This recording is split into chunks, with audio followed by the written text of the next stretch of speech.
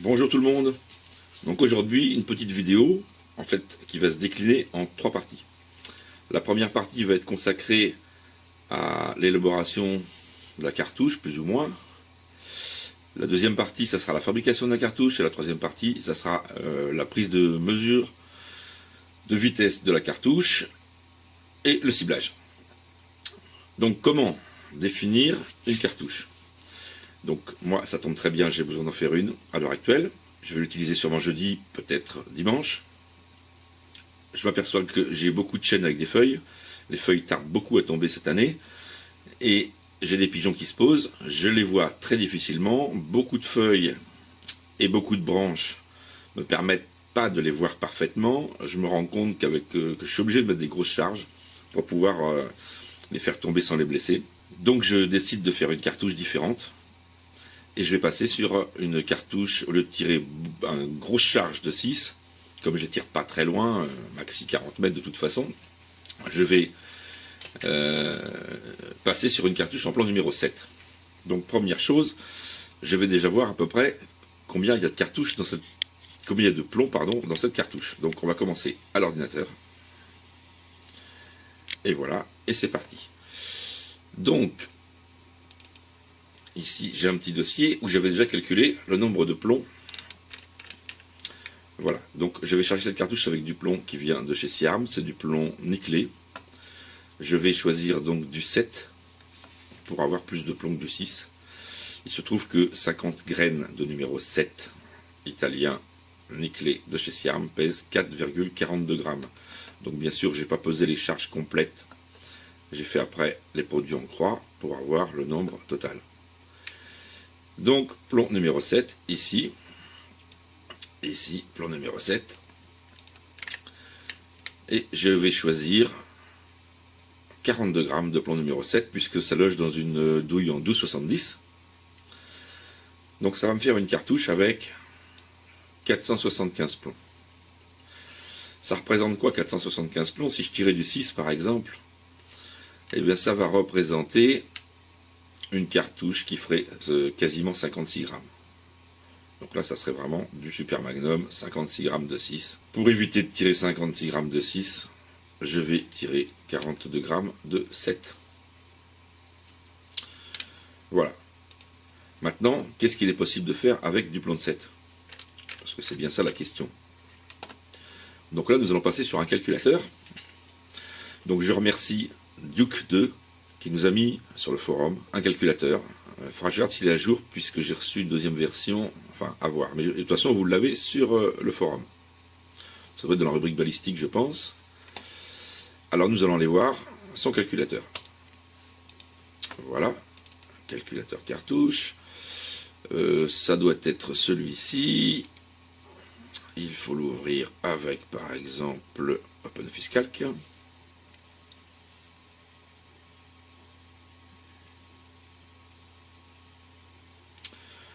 Voilà. Vous apercevez qu'en bas, sur la ligne du bas, vous avez plusieurs pages. Donc c'est en fichier Excel. Là, c'est à lire en premier. Donc il y a des mises en garde, il y a des conseils, il y a beaucoup de choses. C'est très bien fait. Allez, je vais lui reprocher un petit peu sa complexité pour un débutant. Mais bon, il faut bien lire, il faut essayer. Vous allez voir, il est passionnant. Vous avez une synthèse. Ici, alors qui est très bien pour faire tout ce qu'on a besoin de faire en fait. À côté vous avez des calculs de nombre de plombs, vous avez vitesse et énergie, donc ça par exemple c'est vraiment le truc qu'on va utiliser. Vous avez des calculs spécifiques par exemple pour le colvert. Donc, voilà, c'est magnifique en plus ces tableaux, hein. Vraiment un grand merci.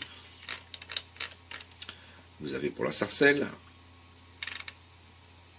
vous avez pour le petit gibier, vous avez calcul de pénétration. Enfin, il est vraiment merveilleux ce tableau, hein. Vous avez la balistique, donc la flèche, donc ça vous permet de calculer à des grandes distances. la balistique de votre gerbe. Vous avez du rechargement en poudre à 1. Bon, ça c'est des tableaux qu'on a déjà. Enfin, voilà, ils sont repris ici. Super bien fait. Vous avez du rechargement en SP2. Ici, voilà. Voilà, en calibre 28 particulièrement. Donc ça c'est spécifiquement pour le TSS plutôt. Bon, nous allons prendre par exemple allez, vitesse énergie ou la synthèse, c'est pareil. Donc ici, il vous met les différents plombs déjà d'entrée, enfin différents plombs, différents projectiles. Donc vous avez le tungstène, voilà, vous avez les TX avec différentes densités du 13 ou du 15, les V-shoot, alliage tungstène, nickel, acier, vous avez le plomb, vous avez bismuth, l'acier et zinc éteint. Donc nous allons tirer du plomb. Donc densité entre 11 et 11,3. 11,3 c'est le plomb pur. Je vais prendre une densité de 11 puisque nous utilisons un plomb qui est quand même durci, il y a 3% d'antimoine, l'antimoine étant léger. Ma densité n'est pas de 11,3. Il y a d'autres additifs dans le plomb, donc on va prendre une densité de 11. Le diamètre du plomb, eh bien, voilà, vous l'avez ici, entrez le diamètre de la bille. Donc ici, nous allons entrer le diamètre de la bille. Le 7,5 a un diamètre de 2,5 mm. Donc je mets 2,5 mm. La densité 11, c'est parfait. Et la vitesse initiale, je pense la tirer en vitesse initiale, c'est-à-dire sortie canon, 405 mètres secondes. Il suffit de cliquer ailleurs, hein, voilà, pour que ça mette à jour le tableau. Et nous nous apercevons de quoi? Donc vous avez des renseignements sur la masse du projectile, la densité, la section, tout ça. Bon, ce qui nous intéresse plutôt, c'est la distance en mètres, la vitesse en mètres secondes et l'énergie en joules que ça va développer.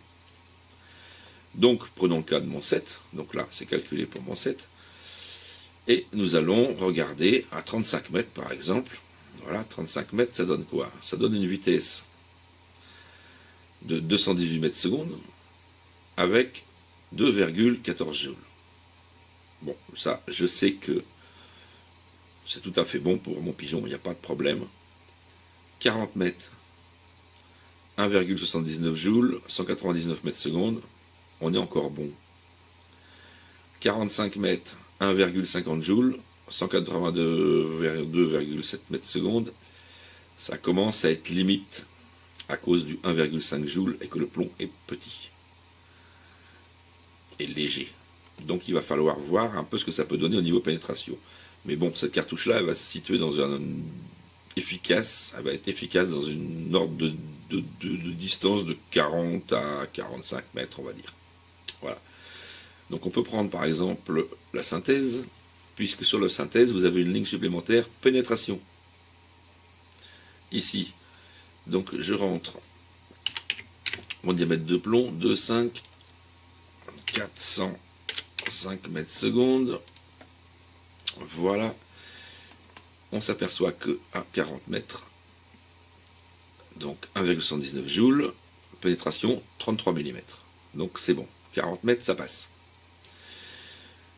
Et qu'à 45 mètres, 1,50 joules, le plomb étant peu lourd, pénétration 2,60 cm. Donc 2,6, faut pas descendre moins. Faut pas descendre moins. Ça passera encore, mais c'est quand même un peu limite de 6. 3, 2, voilà. Donc plus près de 40 que de 45. Mais bon, allez, on va dire limite maxi 45 mètres. Pour notre 7 sur un pigeon, ça sera le maximum. Sur un oiseau moins résistant, bien sûr, 50 mètres, pénétration 18 mm. Si c'est sur une grive, il n'y a pas de problème. 18 mm de pénétration sur une grive, c'est bon. Même 55 mètres, 10 mm sur un petit gibier, ça passe. Donc vous avez aussi un tableau sur le forum, je le remettrai dans la vidéo, où il y a une base d'explication sur la pénétration qu'il faut, ou l'énergie qu'il faut par rapport à la taille du gibier. gibier à plumes particulièrement. Donc j'essaierai de ressortir ça et de mettre le lien sur la vidéo. Donc merci Duc, hein, parce que franchement c'est super tableau. Moi j'utilise un tableau différent, qui est le tableau de Fabalis, bon, qui reprend la même chose, hein, de toute façon. Bon, j'ai l'habitude, j'avais commencé avec celui-ci, mais bon, je peux observer de celui-ci pareil, il est même plus complet, beaucoup de choses. On va faire une petite comparaison. Tiens, je vais rabaisser celui-ci, et puis je vais aller ouvrir celui-ci. Voilà. Qui nous donne les mêmes choses, à quelques petites variantes près. Donc ici, ben voilà, vous avez, là, bon, j'ai fait des simulations de balles rondes ici. Là, il y a du TSS, là du plomb, là de l'acier, bien sûr, on peut tout changer. Hein. C'est ce que j'ai fait là d'ailleurs. Par exemple, le plomb de 7. Donc du plomb de 7 ici, voilà, il fait bien 2,5 de diamètre, ça fait bien 11 de densité. Je vais l'envoyer à 405 mètres secondes. Et là, la distance, ben, elle est marquée 45 mètres. Alors oui, 405 mètres secondes à la bouche. Comme je vais mesurer moi au chrony à 1,50 m, je vais mettre vitesse à 1,50 m pour voir. Bon, théoriquement, à 1,50 m, j'obtiendrai une vitesse de 393,7. Ce qui veut dire que grosso modo, il faut que je sorte une cartouche à 395 mètres secondes au chrony pour avoir à peu près ces chiffres-là. Ce qui donnera une vitesse à la bouche de 405 environ. Donc très bien. C'est ce que je voulais, 395 mètres secondes au chrony. Je pourrais monter bien plus haut, mais c'est du plomb de 7. Et le plomb de 7, eh bien, il est fragile, il se déforme très vite. Donc je ne veux pas le pousser trop fort pour éviter de le déformer.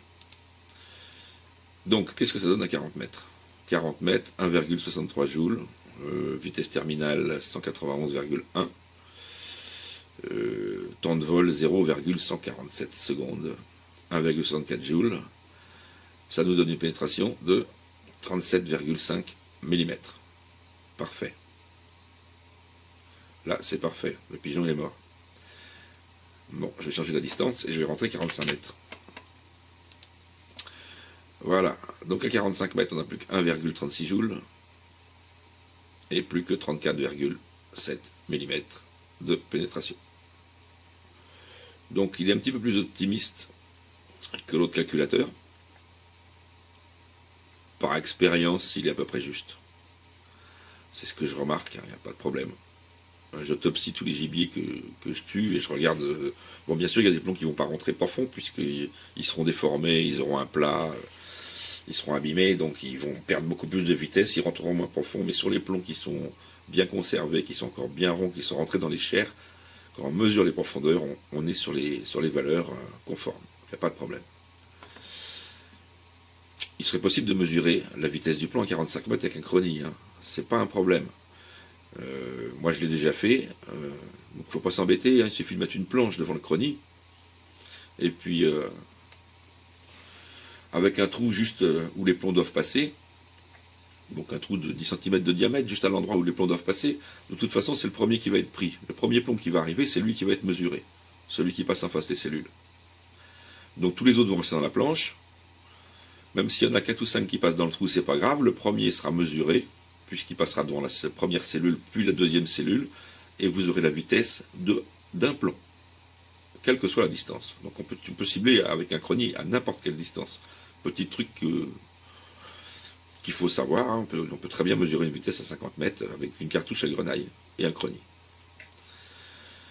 Donc là, bah, ça correspond, voilà. Donc je vais opter pour cette cartouche-là, qui m'offrira une distance maxi de 45 mètres. Voilà, moi j'ai pas grand chose à rajouter. Maintenant, deuxième vidéo, on va passer sur la fabrication de cette cartouche. Donc pareil, je vais vous montrer en détail comment je la fais et pourquoi j'utilise tel et tel composant. Ensuite, nous irons au chrony la mesurer et la cibler. Et si tout est ok, eh bien pas de souci, utilisation jeudi ou samedi. Et j'espère en vidéo. Allez, à plus tard.